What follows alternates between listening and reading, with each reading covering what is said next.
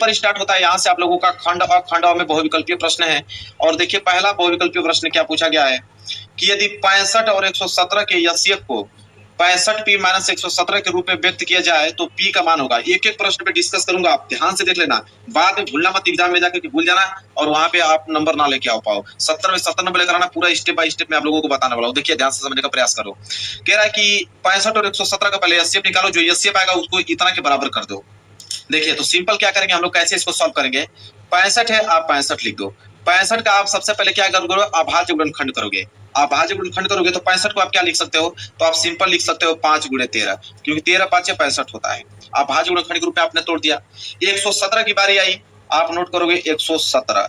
117 को आप कैसे तोड़ोगे, तो आप कहोगे कि इसको हम लिख सकते हैं 3 गुणे 3, 3 तिहाई 9 और 13 9 117। इसको हम लोग इस तरह लिख सकते हैं 3 गुणे 3 गुणे 13 लिख सकते हैं। लिख सकते हैं कि नहीं, बिल्कुल लिख सकते हैं। इसका हमें ज्ञात करना क्या है, एचसीएफ। तो पहले इन दोनों का एचसीएफ ज्ञात कर देते हैं। तो यहाँ पे लिखेंगे एचसीएफ। एचसीएफ क्या होता है, हाईएस्ट कॉमन फैक्टर, जो दोनों में कॉमन हो। तो आप कहोगे सर 13 इसमें भी है 13 इसमें भी है, तो 13 जो है उसका क्या हो जाएगा, एचसीएफ हो जाएगा। अब 13 यहाँ पे क्या हो गया, एचसीएफ हो गया। जब 13 एचसीएफ हो गया तो इस एचसीएफ को 65p माइनस 117 के बराबर कर दो, सिंपल। तो यहाँ पे कर देते हैं, ये हो जाएगा 65p और माइनस 117 के बराबर हम कर देंगे 13 को। अब यहाँ पे देखिए आंसर कैसे आएगा, ये हो जाएगा आप लोगों का 65p बराबर 13 और माइनस 117 उधर जाएगा तो प्लस 117 हो जाएगा। तो यहाँ से क्या हो जाएगा आप लोगों का 65p बराबर 7 3 10 और 1 1 2 1 3 और ये कितना हो जाएगा आप लोगों का 130। यहाँ पे लिख देता हूँ 130। अब यहाँ पे किसकी वैल्यू पूछा, हमको p से पूछा है, तो p बराबर क्या हो जाएगा 130 और ये आपका 65 इधर गुणा में उधर जाएगा तो 65 किसमें हो जाएगा, भाग में हो जाएगा। अब यहाँ से 65 से कटा दो तो 65 दूनी की कितना होता है 130। तो यहाँ आप देखो p बराबर क्या आ गया 2, और यही p का वैल्यू तो हमसे पूछा था कि p बराबर क्या होगा, तो p बराबर 2 आ गया। इसका मतलब यहाँ पे b वाला ऑप्शन जो है बिल्कुल राइट आंसर हो जाएगा। देखिए 2 दिया है बिल्कुल। तो ये प्रैक्टिस करके जाना, ठीक है, और तुरंत जाकर तुरंत इसको लगा देना। चलिए आगे बढ़ते हैं, अगला प्रश्न। एक एक प्रश्न इसी तरह मैं समझाता चलूंगा, एक प्रश्न छोड़ने वाला नहीं हूँ, क्योंकि सारे बच्चों को 70 में 70 नंबर चाहिए। दूसरा देखो 2 10 45 अंश बटे 1 + 10 स्क्वायर 45 अंश का मान होगा। देखिए कैसे इसको लगाएंगे, बहुत ही ज्यादा सिंपल है मेरे प्यारे बच्चों। देखो कैसे इसको लगाएंगे, मैं पेज ले लिया। अब यहाँ पे आपको करना क्या है, सिंपल, यहाँ पे 2 लिखा है ना, आप 2 लिखोगे, फिर इंटू, इसमें इंटू का चिन्ह छुपा होता है। 10 45 अंश का मान कितना होता है, आप कहोगे सर 10 45 अंश का मान यहाँ पे कितना होता है 1, तो यहाँ पे लिखोगे 1 बटे में 1, फिर आप नीचे 1 प्लस 10 स्क्वायर 45 अंश, मतलब 10 45 अंश का मान लिखे इसको स्क्वायर कर दो। तो 10 45 अंश का मान तो अभी हमने देखा 1, इसका क्या कर देना आपको, स्क्वायर कर देना है।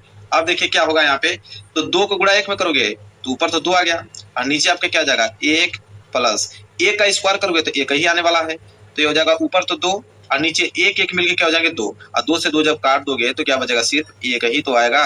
ये हो गया आप लोगों का आंसर। तो 1 देखो ऑप्शन में दिया है, ऐसा हो ही नहीं सकता कि ना दे, सी वाला ऑप्शन बिल्कुल राइट आंसर हो जाएगा। समझ में आ रहा है, बिल्कुल आसान तरीका है कि नहीं, बिल्कुल ऐसा हो ही नहीं सकता कि मैं समझाऊं आप लोगों को समझ में ना आए और आप 70 में 70 नंबर ना लेके आए। ठीक है, आगे देखिए, आगे आप लोगों का तीसरा प्रश्न। तीसरा प्रश्न क्या है कि 15 18 और 24 का लसाअ है। अब यहाँ पे लसाअ ज्ञात करना है। ठीक है, देखिए किस प्रकार लसाअ ज्ञात किया जाता है। तो लसाअ ज्ञात करने के लिए सबसे पहले हम लोग अभाज्य गुणनखंड के रूप में तोड़ेंगे सबको। तो यहाँ आपको 15 है, ठीक है, 15 को आप क्या लिख सकते हो, तो आपको 15 को हम लिख सकते हैं 3 5 15, 3 गुणे 5, ऐसे ही तो लिखेंगे। 15 को अभाज्य गुणनखंड के रूप में तोड़ दिया मैंने। इसके बाद 18 है, चलिए 18 को भी लिख लेते हैं भाई। 18 को क्या लिख देंगे, तो 2 तिहाई 6 और 6 तिहाई 18, 2 गुणे 3 गुणे 3। इसी तरह नीचे आप बढ़ेंगे 24, 24 है, 24 को हम क्या लिख सकते हैं, तो 24 को हम देंगे तो 2 तिहाई 6 और 6 तिहाई 18, 2 गुणे 3 गुणे 3। इसी तरह नीचे आप बढ़ेंगे 24, 24 है, 24 को हम क्या लिख सकते हैं, 24 को हम लिख सकते हैं 2 से कटाएंगे तो 12 12 फिर 2 से कटाएंगे तो 6 12 में तो 2 2 दूनी के 4 4 दूनी के 8 और 8 दूनी के 24, ऐसा लिख सकते हैं बिल्कुल। आप ध्यान से देखो, यहाँ पे 3 है, एक बार तो 3 पे पावर 1 लिख सकता हूँ, 5 भी एक बार है तो 5 पे पावर 1 लिख सकता हूँ बिल्कुल। यहाँ पे देखो 2 एक बार है तो 2 पे पावर 1 लिख सकता हूँ, 3 यहाँ पे 2 बार है तो 3 पे पावर 2 लिख सकता हूँ। इसी तरह 2 यहाँ पे 3 बार है तो 2 पे पावर 3 लिख दूंगा, 3 यहाँ एक बार है तो 3 पावर 1 लिख सकता हूँ बिल्कुल। चलिए, तो मैंने आप लोगों को नियम बताया था एलसीएम निकालने के लिए। एलसीएम का नियम ये कहता है कि अभाज्य संख्या लीजिए और सबसे बड़ी घात लीजिए। ठीक है, तो यहाँ पे कौन कौन सी अभाज्य संख्या इसमें दिख रही है, 1 तो 2 1 तो 3 1 5, सभी अभाज्य संख्या कौन कौन सी है, 1 तो 2 है 1 3 1 5, तो मैं 2 को लूंगा, 3 को लूंगा, 5 को लूंगा। अब सबसे बड़ी घात लेते हैं, तो 2 की सबसे बड़ी घात क्या है 3, 3 की सबसे बड़ी घात क्या है 3 पे पावर 2, 5 की सबसे बड़ी घात क्या है 5 पे पावर 1। अब यहाँ से 2 पे पावर 3 का मतलब 8 होता है, 3 पे पावर 2 का मतलब 9 होता है, 5 पे पावर 1 मतलब 5 होता है। जब इसको हल करोगे तो 8 5 40 40 9 360। अब 360 जो है आ गया आप लोगों का एलसीएम। अब बताइए कोई दिक्कत है इसमें, थोड़ा सा भी दिक्कत हुआ आप लोगों को नहीं होना ही चाहिए। 360 का मतलब मेरे प्यारे बच्चों यहाँ पे डी वाला ऑप्शन जो है बिल्कुल राइट आंसर हो गया। कोई समस्या आप लोगों को नहीं होगा ही नहीं होगा बिल्कुल। अब बस ध्यान से वीडियो देखते जाइए, एक ऐसा प्रश्न होगा जो आप लोगों को ना समझ आए, सारे प्रश्न समझ में आएंगे गारंटी मेरे, बस ध्यान से सुनते रहो। चौथा प्रश्न देख लो क्या है, 148 185 का सरलतम रूप। एक बात अपने दिमाग में नोटिस कर लो, जब भी सरलतम रूप पूछे, जैसे आप पूछ दिया आपको 148 बटे 185, जब भी आपको सरलतम रूप पूछे ना तो आप सिंपल काम करो कि इन दोनों का एचसीएफ निकालो। तो एचसीएफ आप भाग विधि द्वारा निकाल लो। 185 में हम किसका भाग देंगे, 148 का। भाग विधि द्वारा आप मसा ज्ञात करना जानते हो ना, भाग कितनी बार जाएगी, एक बार में, तो हो जाएगा 148। ठीक है, ये देंगे 148 का। भाग विधि द्वारा आप मसा ज्ञात करना जानते हो ना, भाग कितनी बार जाएगी, एक बार में, तो हो जाएगा 148। ठीक है, ये देखा 8 से 15, 15 में से 8 जाएगा तो 8 7 15, 7 बच जाएगा। यहाँ पे 7, 7 में से 4 जाएगा तो 3, ये आपका कैंसिल। कितना हो गया, 37। अब 37 का भाग देंगे हम लोग किसमें, 148 में। तो 37 चौको होता है 148। अब ये कट गया तो जिससे पूरा का पूरा कट जाता है वही आपका मसा कहलाता है। यहाँ मसा जो है एचसीएफ क्या आ जाएगा, 37 आ जाएगा। अब करना है ना, जब सरलतम रूप पूछे ना कि 148 185 का सरलतम रूप बताइए, तो जो एचसीएफ आया है ना उसी एचसीएफ से भाग दे दो ऊपर नीचे। तो 37 का भाग ऊपर भी दे देंगे और नीचे भी 37 का भाग दे देंगे। तो आप देखो 148 में जब 37 का भाग दोगे तो कितना बार में कटेगा, 4 बार में कट जाएगा। और जब 37 का भाग 150 में दोगे तो 7 5 35, 5 बार में कट जाएगा। तो 4/5 जो है इस प्रश्न का क्या आ जाएगा, बिल्कुल आंसर आ जाएगा। इससे सरलतम रूप हो ही नहीं सकता, अब इससे छोटा हो ही नहीं पाएगा, वो डायरेक्ट छोटा एकदम बिल्कुल प्राप्त होगा, ये नियम कहता है। तो 4/5 का मतलब आप देख लो पहला वाला ऑप्शन जो है वो बिल्कुल राइट आंसर हो गया मेरे प्यार बच्चों, पहला वाला ऑप्शन बिल्कुल राइट आंसर हो गया। समझ में आ रहा है आप लोगों को, बिल्कुल ऐसा हो नहीं सकता ना समझ में आए। पांचवा मेरे प्यार बच्चों कि पी के किस मान के लिए समीकरण 3x - y + 8 = 0 और 6x - py = 16 के संपाती रेखाएं निरूपित करती हैं। बहुत जबरदस्त प्रश्न है। अब यहाँ पे दो समीकरण दिया है, कह रहा है कि संपाती रेखाएं अगर निरूपित करती हैं तो बताओ पी का मान क्या होगा। बहुत सिंपल तरीका मैं आपको बताने वाला हूँ, दोनों समीकरण को नोट करो। क्या है, 3x - y + 8 = 0, ये पहला हो गया। दूसरा है आप लोगों का 6x - py बराबर में आपका क्या दिया है, 16 दिया है। एक काम बस करो आप कि जो 16 है उसको इधर लाओ, तो हो जाएगा आप लोगों का 6x माइनस के पी वाई प्लस 16 इधर आएगा तो माइनस के 16 बराबर क्या बचेगा, 0। ये काम आपको कर लेना है। ये आपका पहला रेखा है, तो पहला रेखा का समीकरण आप a1x b1y प्लस c1 मान लो, तो यहाँ पे लिख लेना a1x plus b1y plus c1 बराबर 0। ये पहला रेखा है तो उसका पहला रेखा समीकरण आपने मान लिया। इसके बाद ये दूसरा रेखा है तो इसको वही चीज मानो, बस a2 मान लो, b2 मान लो, c2 मान लो, तो हो जाएगा आप लोगों का a2x प्लस b2y और प्लस c2 बराबर 0। अब इसका तुलना कर लो, तुलना करके आप a1 b1 c1 यहाँ से a2 b2 c2 निकाल लो तुलना करके। तो यहाँ से x से x देखो कैंसिल हो जाएगा, तो a1 बराबर x देखो कैंसिल हो जाएगा, तो a1 बराबर क्या गया, 3 आ गया। इसी तरह y से y कैंसिल हो जाएगा, तो b1 बराबर y क्या गया, कुछ नहीं, तो एक तो छिपा है ना, तो -1 हो जाएगा। इसी तरह c1 बराबर क्या हो जाएगा, c1 बराबर 8 हो जाएगा। तो यहाँ a1 b1 c1 के वैल्यू निकल गया। इसी तरह यहाँ x से x काटोगे तो a2 बराबर 6 आ गया, y से y कैंसिल करोगे तो b2 बराबर माइनस के p आ गया और c2 बराबर क्या गया, माइनस के 16 आ गया। समझ आ गया आप लोगों को। चलिए, तो यहाँ से आप a2 b2 c2 का वैल्यू निकाल दिया आपने। अब यहाँ से एक चीज बोला था आप लोगों को कि संपाती रेखाएं निरूपित करती हैं। उसने क्या बोला था कि संपाती रेखाएं निरूपित करती हैं, संपाती रेखाएं निरूपित करती है, यही तो बोला था ना क्वेश्चन में कि संपाती रेखाएं निरूपित करती हैं। तो संपाती रेखाएं निरूपित करती हैं तो उसका समीकरण होता है, लिख लो यहाँ पे लिखवा देता हूँ। उसका समीकरण ये कहता है कि a1 बटा a2 जो होता है वो बराबर होने लगता है b1 बटा b2 के, और यह बराबर होने लगता है c1 बटा c2 के। कब, जब आप कहेगा कि संपाती रेखाएं होती हैं तो यही प्रतिबंध होता है। अब यहाँ बस वैल्यू तो आप लोगों को रखना है, कितना सिंपल है, देखो वैल्यू रख लो। a1 का वैल्यू है 3, फिर नीचे a2 का वैल्यू यहाँ से 6 बराबर b1 का वैल्यू इधर का -1 और b2 का वैल्यू यहाँ से माइनस के p बराबर c1 का वैल्यू यहाँ से 8 और c2 का वैल्यू यहाँ से नीचे माइनस के 16 हो गया। अब यहाँ बस वैल्यू तो आप लोगों को रखना है, कितना सिंपल है, देखो वैल्यू रख लो। a1 का वैल्यू है 3, फिर नीचे a2 का वैल्यू यहाँ से 6 बराबर b1 का वैल्यू इधर का -1 और b2 का वैल्यू यहाँ से माइनस के p बराबर c1 का वैल्यू यहाँ से 8 और c2 का वैल्यू यहाँ से नीचे माइनस के 16 हो गया।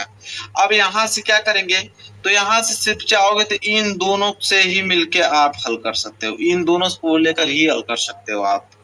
देखो तो यहाँ क्या होगा, माइनस से माइनस से कैंसिल कर दो, p का गुणा जब 3 में करोगे तो ये 3p हो जाएगा बराबर 6 का गुणा 1 में करोगे तो ये क्या हो जाएगा, 6 हो जाएगा। तो यहाँ से p का वैल्यू निकाल लो, तो p बराबर क्या हो जाएगा, 6/3, क्योंकि ये गुणा में उधर जाएगा तो भाग में हो जाएगा। तो p बराबर क्या गया, 3 दूनी के 6, 2। p बराबर 2, यही p का मान पूछा था तो 2 ही तो होगा। देखिए 2 दिया है, तो यहाँ पे देखते हैं ऑप्शन में देखिए ऑप्शन में 2 मतलब देखिए बी वाला 2 दिख रहा है ना, बिल्कुल यही होगा राइट आंसर। बहुत ही ज्यादा सिंपल है, समझ में आ गया आप लोगों को। चलिए आगे बढ़ते हैं। अब देखिए सेम क्वेश्चन वही है, क्वेश्चन नंबर 6 सेम वही है। बोला कि यदि 3x प्लस 2py बराबर 2 और 2x प्लस 5y प्लस 1 बराबर 0 द्वारा निरूपित है परस्पर समांतर हो। अभी हमने क्या देखा, संपाती। अभी हमने देखा संपाती, लेकिन यहाँ पे पूछ लिया समांतर हो तो p का मान ज्ञात कीजिए। और वहां पे क्या था, वहां पे संपाती था तो हमने p का मान ज्ञात करा। अब यहाँ पे समांतर है, सेम नियम यही रहेगा, बस प्रतिबंध वहां से चेंज हो जाएंगे। तो वहां से जो आप लोगों को बस वैल्यू आप लोगों को रख देना। मैं अब हल करके दिखा देता हूँ आपको, सिंपल। सबसे पहले आप नोट करो क्या है, 3x प्लस 2py बराबर 2। इसके बाद क्या है, 2x प्लस 5y प्लस 1 बराबर 0। देखो बराबर में 0 होना चाहिए, यहाँ बराबर में 0 नहीं तो 2 को इधर ला दो, तो 2 को इधर लागो तो ये हो जाएगा आप लोगों का 3x प्लस 2py प्लस 2 इधर आएगा तो -2 बराबर 0। अब ये तो हो गया ना। तो ये आप लोगों का पहला रेखा हो गया, ये आप लोगों का दूसरी रेखा का समीकरण हो गया। तो पहला वाला से a1 b1 c1 निकलेगा, दूसरा वाला से a2 b2 c2 निकलेगा। तो मैं डायरेक्ट अब निकाल देता हूँ आप लोगों को। अब a1 बराबर क्या होगा, a1 मतलब x का गुणा, तो x का गुणांक 3 है। इसी तरह b1 क्या होता है, y का गुणांक, y का गुणांक यहाँ पे 2p है। इसी तरह c1 बराबर अचर पद जो कि -2 दिया हुआ है। तो यहाँ से a1 b1 c1 निकल गया। यहाँ से a2 b2 c2 निकाल लो, तो यहाँ से क्या हो जाएगा, a2 बराबर, a2 मतलब x का गुणांक, x का गुणांक यहाँ पे 2 है। b2 क्या होगा, b2 मतलब y का गुणांक यहाँ पे 5 है। c2 मतलब अचर पद जो कि दिया है +1। तो यहाँ सब कुछ तो निकल ही गया। अब बस यहाँ पूछा है समांतर हो, यहाँ पूछ दिया कि अगर समांतर हो तो p का वैल्यू बताइए। तो यहाँ पे बस नियम आप लोगों का चेंज हो जाएगा। समांतर में क्या होता है मेरे प्यार बच्चों कि a1 बाटा a2 बराबर तो होता है b1 बाटा b2 के, लेकिन यह बराबर नहीं होगा c1 बाटा c2 के। और संपाती में क्या होता था कि तीनों बराबर होता था, लेकिन बस ये वाला बराबर c1 बटा c2 बराबर नहीं होगा। तो हम लोग वैल्यू रख लेते हैं, a1 का वैल्यू 3 रख लेंगे, a2 का वैल्यू यहाँ से 2 रख लेंगे, बराबर b1 का वैल्यू यहाँ से 2p रख लेंगे, और b2 का वैल्यू यहाँ से हम लोग 5 रख लेंगे। अब देखिए 2 को गुणा p में करोगे तो 2 दूनी के 4p बराबर 5 को गुणा 3 में करोगे तो 5 तिहाई 15। अब यहाँ से p का वैल्यू निकालो, तो p बराबर क्या हो जाएगा 15, 4 गुणा में तो 4 यहाँ भाग में आ जाएगा, तो p बराबर 15/4। क्या यही आंसर है? बिल्कुल, देखते हैं ऑप्शन में दिया है तो हो ही नहीं सकता कि न दे 15/4। 15/4 का मतलब देख लो पहला वाला ही ऑप्शन दे दिया है, बिल्कुल 15/4। समझ में आ गया आप लोगों को? ऐसे ही आप लोगों को लगाना है। चलिए आगे बढ़ते हैं, अगला प्रश्न देखेंगे। अगला प्रश्न यहाँ पे 7वां प्रश्न यहाँ पे हल करते हैं। 7वां है कि यदि 15 cot थीटा बराबर 8 तो sin थीटा का मान यहाँ पे पूछा है। ये भी प्रश्न बहुत ज्यादा ही इजी है, देखिए कैसे इसको हल करेंगे। चलिए इसको भी ध्यान से समझिए, मैंने एक पेज ले लिया। तो देखो 7वां प्रश्न क्या है, यहाँ पे 15 दिया है ना, 15 यहाँ बोला है कि cot थीटा बराबर 8 और बोला यहाँ पे कि sin थीटा का वैल्यू ज्ञात कीजिए। बहुत ही ज्यादा सिंपल है। देखो ध्यान से आप एक चीज समझो कि यहाँ से पहले cot थीटा का वैल्यू निकालो, तो cot थीटा बराबर क्या हो जाएगा 8, ये 15 गुणा में 15 उधर जाएगा तो क्या हो जाएगा भाग में हो जाएगा। अब बात बताओ कि cot थीटा बराबर क्या होता है। cot थीटा बराबर होता है आधार बटे के लंब, तो आधार बटे के लंब हो जाएगा। और sin थीटा का वैल्यू पूछा है, sin थीटा का वैल्यू क्या होता है यहाँ पे लंब बटे के कर्ण। तो लंब तो दिया है, कर्ण निकालना होगा, तो पहले यहाँ से कर्ण निकालो, क्योंकि आधार 8 दिया है, लंब 15 दिया है, तो कर्ण निकल सकता है कि नहीं, पाइथागोरस नियम लगा देंगे। तो पाइथागोरस नियम से कर्ण अगर हम निकालें तो कर्ण बराबर क्या होता है, कर्ण बराबर फार्मूला होता है यहाँ पे कि लंब का स्क्वायर प्लस आधार का स्क्वायर करड़ी में, यही तो होता है कर्ण बराबर। तो यहाँ से कर्ण बराबर आप निकाल लो, तो लंब निकाल लो, तो लंब स्क्वायर, लंब यहाँ पे 15 है तो हो जाएगा 15 का स्क्वायर प्लस आधार स्क्वायर, आधार यहाँ पे 8 है तो हो जाएगा 8 का स्क्वायर। यहाँ तक समझ में आ रहा है आप लोगों को। तो यहाँ पे कर्ण बराबर क्या हो जाएगा, करनी में 15 का वर्ग करो तो कितना हो जाएगा 225 प्लस 8 का वर्ग करोगे तो 8 64। इसके बाद अगर कर्ण यहाँ से निकालोगे तो कर्ण बराबर करनी में कितना आ जाएगा 5 4 9 6 2 8, यहाँ पे 2 289। तो कर्ण बराबर क्या आ जाएगा 289 किसका वर्गमूल होता है आप बताओ, आपको 17 को होता है। तो कर्ण का वैल्यू कितना आ गया 17। हमसे वैल्यू पूछा है क्या साइन थीटा, तो साइन थीटा बराबर क्या होता है लंब बटे के कर्ण। लंब तो हमको मालूम ही था कि 15 है, कर्ण बस ज्ञात करना था, कर्ण इधर आ गया 17। तो 15/17 जो है वो साइन थीटा का वैल्यू हो जाएगा, जो कि ऑप्शन में दिया है। देखते हैं 15/17 का मतलब यहाँ पे डी वाला ऑप्शन आपको देखने को मिल रहा होगा। देखिए 15/17 डी वाला प्रश्न जो है राइट आंसर हो जाएगा। आगे बढ़ते हैं, इसी तरह सारे क्वेश्चन आप लगा पाओगे, बस ध्यान से वीडियो देख लो, एक बार अपने से प्रैक्टिस कर लेना। जब अपने से प्रैक्टिस कर लोगे तो पूरा दिमाग में छप जाएगा, जब पेपर देने जाओगे तो सारे